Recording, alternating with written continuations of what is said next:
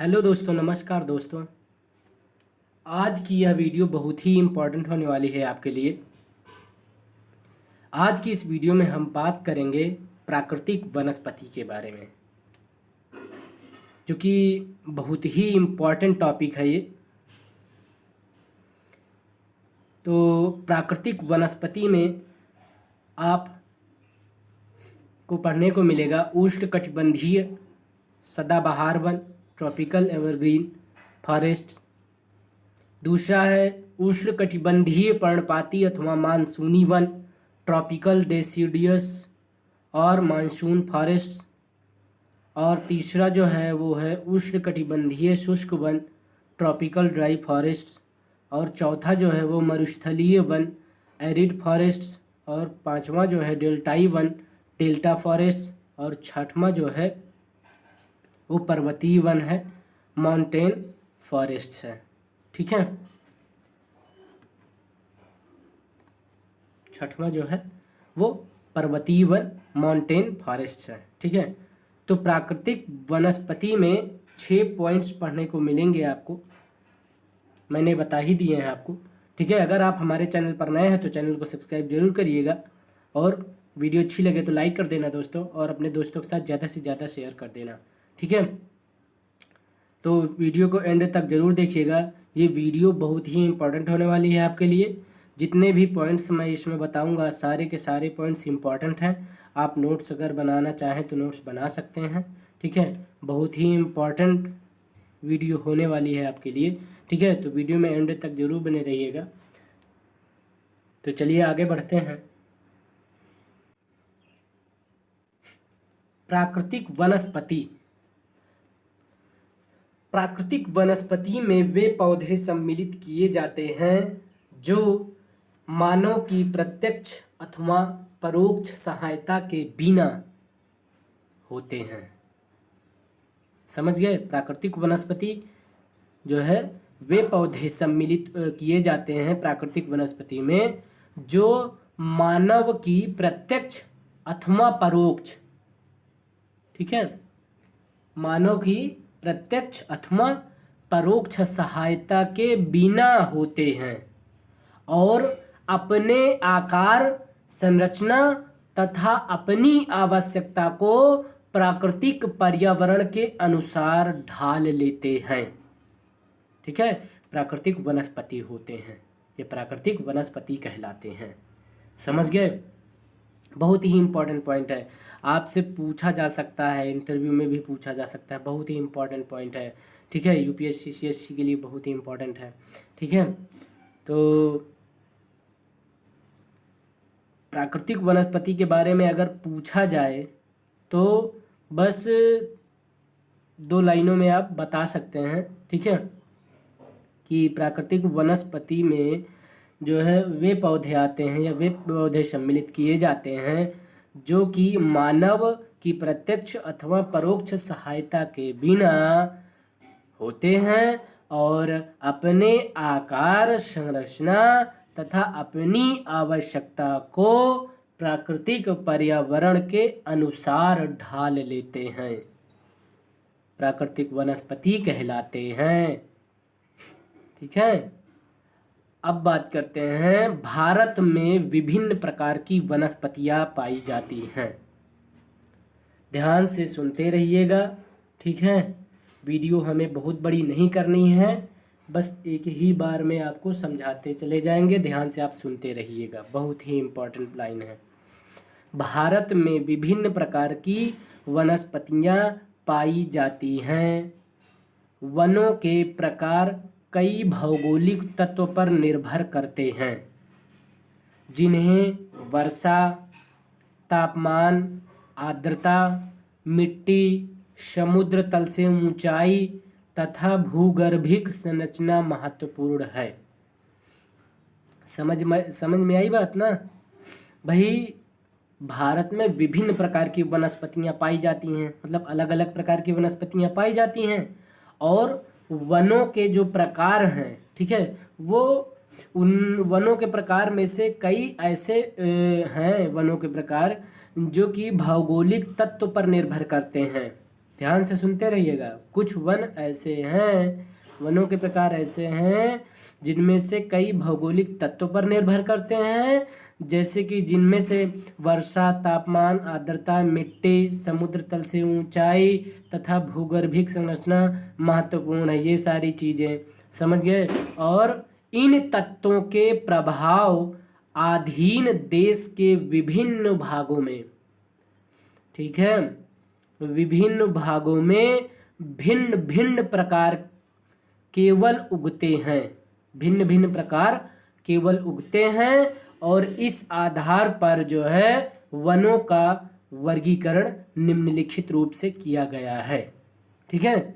और मैंने आपको शुरुआत में बता ही दिया है कि 6 पॉइंट्स हैं, 6 प्रकार हैं वर्गीकरण, 6 रूप में इन्हें बांटा गया है वनों को, ठीक है। मैंने 6 के नाम आपको बता ही दिए हैं, ठीक है। अब मैं आपको सीरियल वाइज बताऊंगा। पहला जो है वो उष्णकटिबंधीय सदाबहार वन मैंने बताया था आपको, ठीक है। तो पहले पॉइंट से शुरुआत करते हैं। तो आई होप कि प्राकृतिक वनस्पति तो आपको समझ में आ गया होगा थोड़ा बहुत, आप कई बार इसको सुनेंगे तो आपको बहुत जल्दी तैयार हो जाएगा, ठीक है।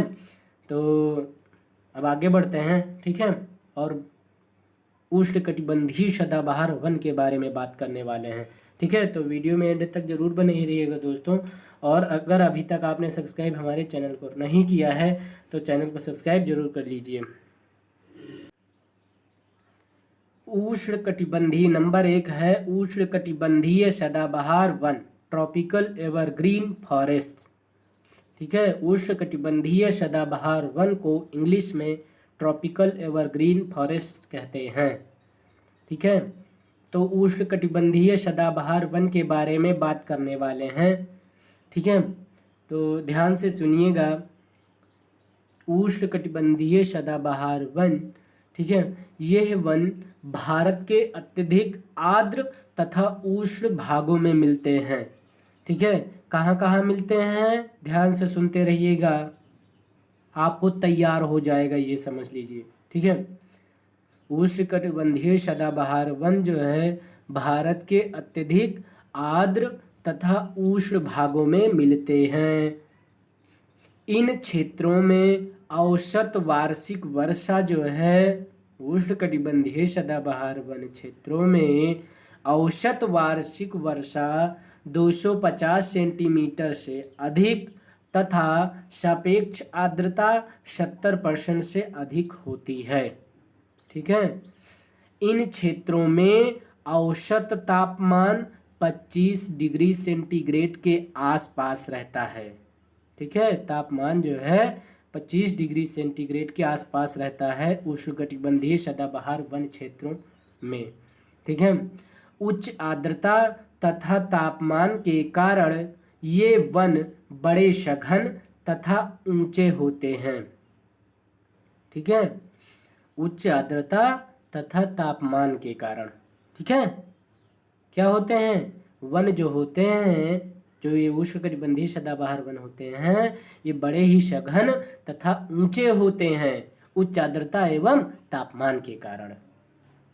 विभिन्न जाति के वृक्षों के पत्तों के गिरने का समय जो है, जो विभिन्न जाति के वृक्ष होते हैं उनके पत्तों के गिरने का समय भिन्न भिन्न होता है, जिस कारण संपूर्ण वन सदाबहार रहता है। भारत में उष्णकटिबंधीय सदाबहार वन का क्षेत्र असम, केरल, पश्चिम बंगाल, ठीक है, अंडमान निकोबार द्वीप समूह, मेघालय, मणिपुर, त्रिपुरा, मिजोरम और पश्चिमी तटीय मैदान है, ठीक है।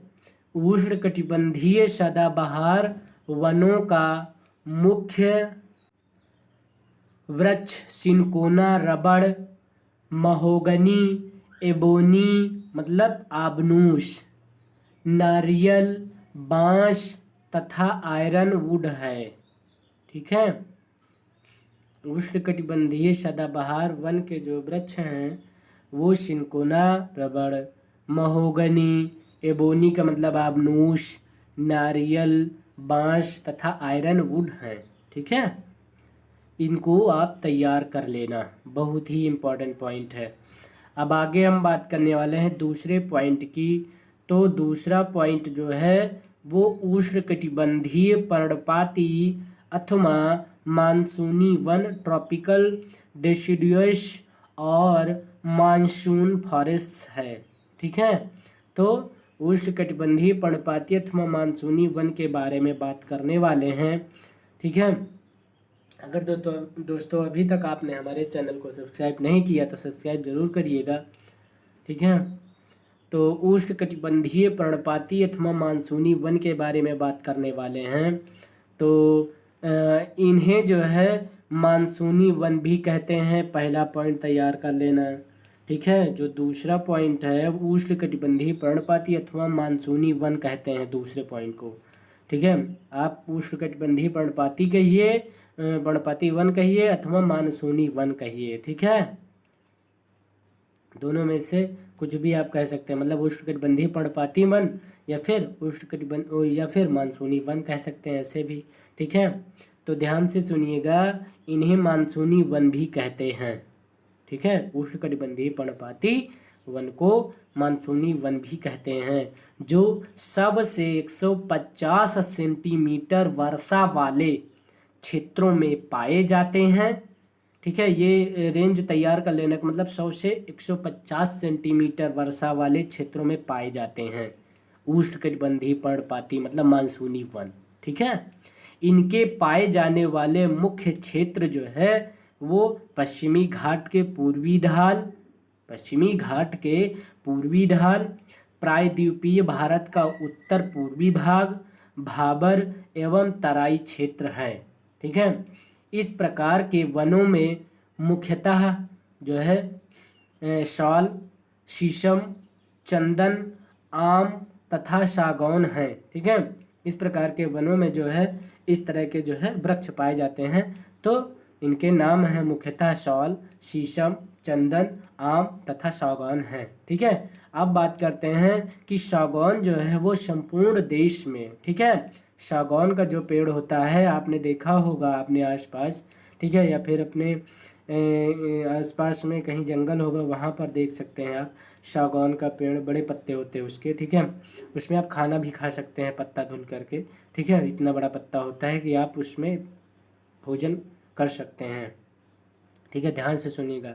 तो जो सागौन है वो सागौन जो है टीक कहते हैं इंग्लिश में, सागौन जो है संपूर्ण देश में 8.9 मिलियन हेक्टेयर क्षेत्र में पाया जाता है। ठीक है, संपूर्ण सागौन, ठीक है, कितना पाया जाता है? 8.9 मिलियन हेक्टेयर क्षेत्र में पाया जाता है। समझ गए ना, कितने? 8.9 मिलियन हेक्टेयर क्षेत्र में पाया जाता है सागौन, पूरे देश में, मतलब संपूर्ण देश में। समझ गए?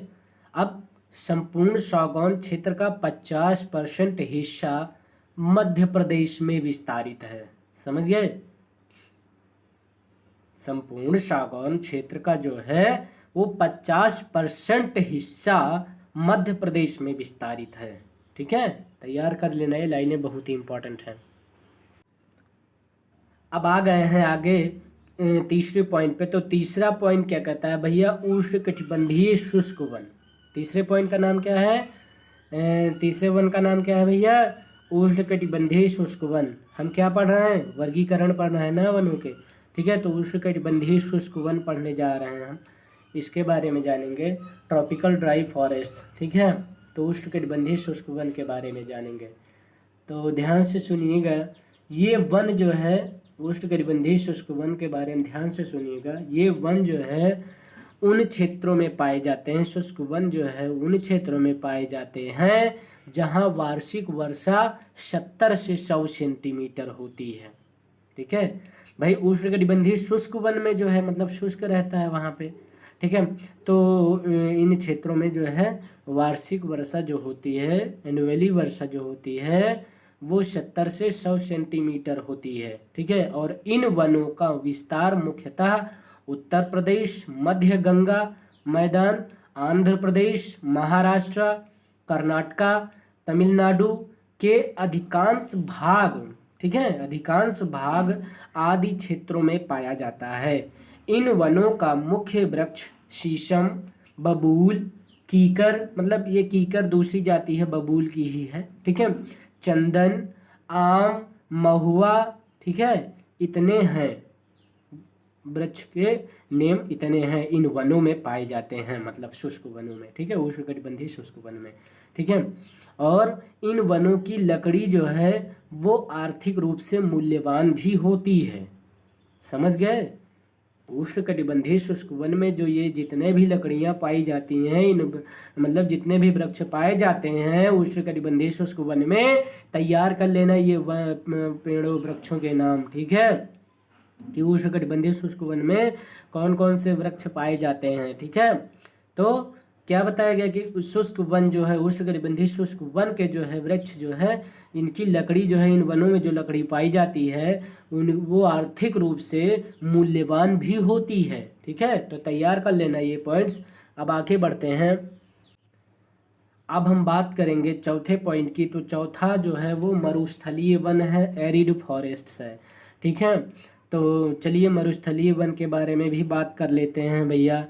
मरुस्थलीय वन क्षेत्रों में पाए जाते हैं, ठीक है, और जहाँ वर्षा 50 सेंटीमीटर से कम होती है, कितना, 50% से भी कम होती है, ठीक है, 50 सेंटीमीटर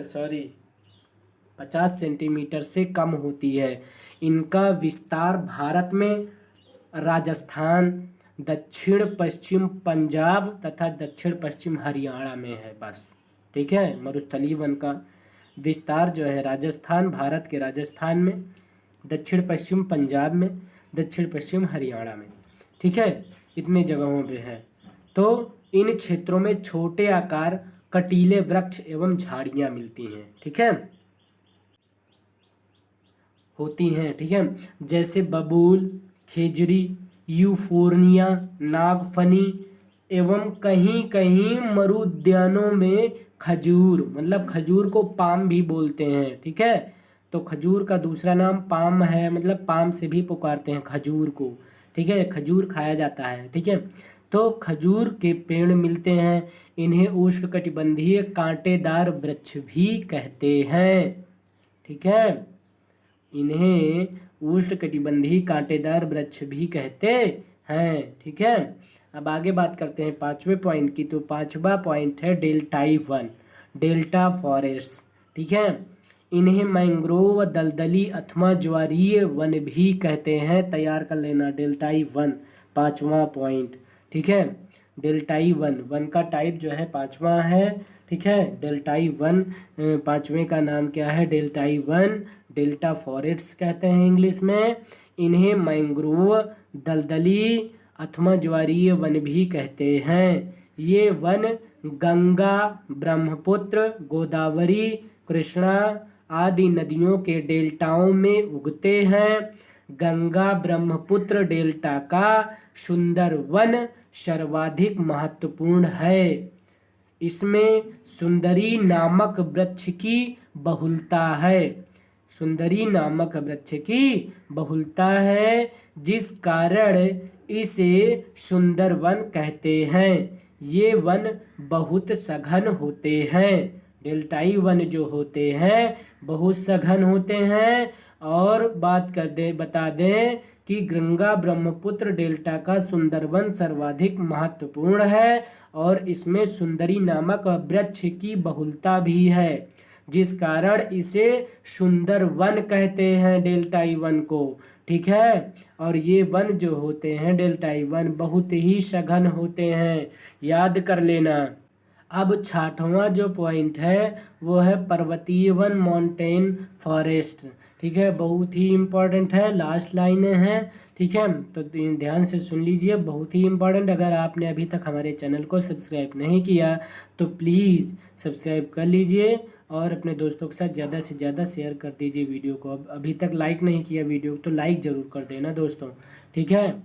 तो आगे बढ़ते हैं भैया, पर्वतीय वन के बारे में बात करते हैं, तो ध्यान से सुनिएगा।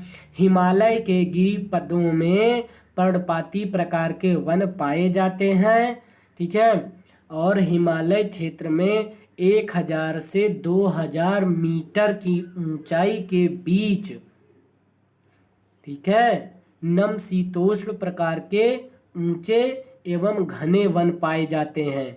यहाँ सदाबहार, ओक एवं चेस्टनट के वृक्ष प्रमुख रूप से मिलते हैं। और हिमालय, ध्यान से सुनिएगा, सदाबहार, ओक एवं चेस्टनट के वृक्ष प्रमुख रूप से मिलते हैं, ठीक है, पर्वतीय वन। ध्यान से सुनिएगा, बहुत ही इंपॉर्टेंट है।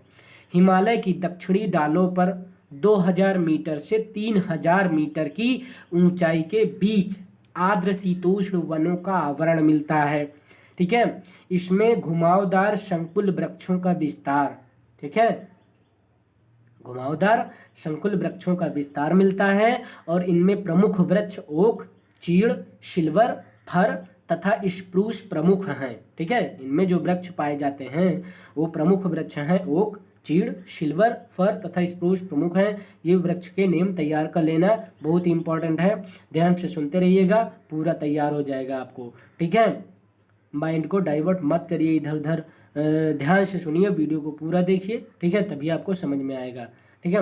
अल्पाइन वन हिमालय की ऊंचाई वाले भागों में 2800 से 4000 मीटर पर पाए जाते हैं, ठीक है। अरुणाचल प्रदेश में भी इन वनों का विस्तार मिलता है।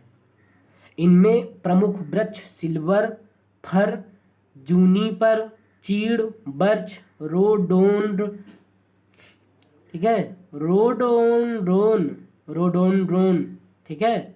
वृक्ष का नेम जो है लेना थोड़ा सा टिपिकली लगता है, ठीक है, ऐसा नाम ही है, ठीक है। तो रोडोडंड्रोन, ठीक है, रोडोनड्रोन, ठीक है, एवं देवदार है, ठीक है। तो प्रमुख वृक्ष कौन कौन से? सिल्वर, फर, जूनिपर, चीड़, बर्च, रोडोनड्रोन एवं देवदार है। देवदार के वृक्ष पश्चिमी हिमालय में 1500 से 2500 मीटर की ऊंचाई के मध्य पाए जाते हैं, ठीक है।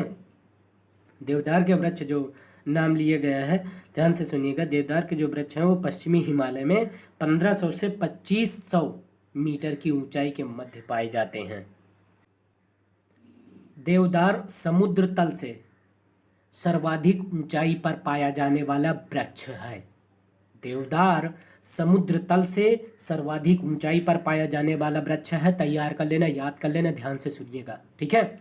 प्रायद्वीपीय पहाड़ों पर मुख्यतः मैग्नोलिया, लॉरेल, यूकेलिप्टस आदि वृक्ष पाए जाते हैं। प्रायद्वीप पहाड़ों पर, ठीक है। वनों का देश की अर्थव्यवस्था में विशिष्ट योगदान है। आर्थिक दृष्टि से सागौन, शॉल, शीशम, रोजवुड, देवदार, पाइन एवं स्प्रूस अत्यधिक महत्वपूर्ण है, ठीक है। ब्यूटिया मोनोस्पर्मा को जंगल की आग कहा जाता है। ध्यान से सुनिएगा, ब्यूटिया मोनोस्पर्मा को जंगल की आग कहा जाता है, ठीक है। और इसे ढाल तथा पलाश के नाम से भी जाना जाता है। और ध्यान से सुनिए, पलाश के फूल को उत्तर प्रदेश का राजकीय पुष्प घोषित किया गया है। और सामाजिक वानिकी में प्रयुक्त बहुउद्देशीय वृक्ष का उदाहरण खेजरी है। ये भी इम्पॉर्टेंट है, ये लाइन क्लियर कर लेना। खेजरी वृक्ष को मरुस्थल का राजा कहा जाता है, ये भी लाइन बहुत ही इम्पॉर्टेंट है, ठीक है। इसके बहुउद्देशीय उपयोग जो है तथा अधिक तापमान सहन करने की क्षमता तथा कम पानी की आवश्यकता के कारण सामाजिक वानिकी कार्यक्रम में इसी वरीयता दी गई है, ठीक है। उत्तराखंड के चीड़ वनों से प्राप्त होने वाली लीसा एक महत्वपूर्ण गैर प्रकोष्ठ वन उपज है, ठीक है। लीसा से विरोजा, ठीक है, लीसा से विरोजा तथा तारपीन का तेल बनाया जाता है। ध्यान से सुनिएगा, बहुत ही इंपॉर्टेंट लाइनें हैं, जिसका उपयोग कागज उद्योग, साबुन तथा पेंट इत्यादि बनाने में होता है, ठीक है। लीसा तथा विरोजा का तथा तारपीन तेल बनाया जाता है, ठीक है। और इनका उपयोग जो है कागज उद्योग, साबुन, पेंट इत्यादि बनाने में होता है। उत्तराखंड में उत्तराखंड में लीशा स्वरोजगार एवं ग्रामीण अर्थव्यवस्था का प्रमुख साधन है। महोगनी मूलतः उत्तरी एवं दक्षिणी अमेरिका के उष्णकटिबंधीय क्षेत्र का वृक्ष है। समझ गए? जो महोगनी वृक्ष है वो मूलतः उत्तरी एवं दक्षिणी अमेरिका, कहाँ उत्तरी एवं दक्षिणी अमेरिका के उष्णकटिबंधीय क्षेत्र का वृक्ष है। तो आई होप कि आप लोगों को पूरी वीडियो अच्छी लगी होगी, भाई समझ में भी आ गया होगा अगर आपने ध्यान से सुना होगा तो, ठीक है, और आपको तैयार भी हो गया होगा। जितने भी पॉइंट्स मैंने बताए हैं सारे पॉइंट्स आप तैयार कर लेना, बहुत ही इम्पोर्टेंट है, पूरी वीडियो इम्पोर्टेंट है आपके लिए। अगर आप पूरी वीडियो अगर आपने तैयार कर ली, पूरा जितना मैंने बताया इस वीडियो के माध्यम से आपको, तो आपको इसमें से पेपर में ज़रूर से ज़रूर मिलेंगे क्वेश्चन, ये 100% क्लियर है, ठीक है। तो आप पूरी तरह से जो है पूरी वीडियो देखिए, एंड तक देखिए, तभी समझ में आएगा, और अच्छे से पूरा तैयार कर लेना, ठीक है। और अभी तक चैनल को हमारे सब्सक्राइब नहीं किया तो प्लीज़ हमारे चैनल को दोस्तों सब्सक्राइब कर लीजिए और अपने दोस्तों के साथ ज़्यादा से ज़्यादा शेयर करें, ठीक है। धन्यवाद दोस्तों, नेक्स्ट वीडियो में मिलेंगे, इसी तरह के इंपॉर्टेंट वीडियो लेकर आएंगे।